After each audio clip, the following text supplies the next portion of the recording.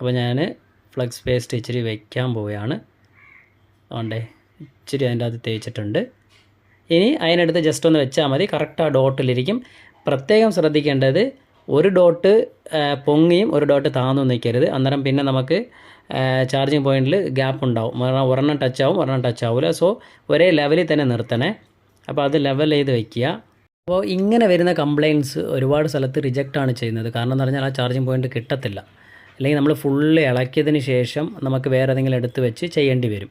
അപ്പോൾ ഇതുപോലെ ജസ്റ്റ് ഒന്ന് മൈക്രോയൻ വെച്ചിട്ട് സോൾഡർ ചെയ്താൽ, ഞാനിപ്പോൾ വലിയ അയനാണ് വെച്ചേക്കുന്നത്. മൈക്രോയൻ ഉണ്ടെങ്കിൽ മൈക്രോയൻ വെച്ചിട്ട് അവിടെ കുറച്ച് ലെഡ് പിടിപ്പിച്ചാൽ മതി.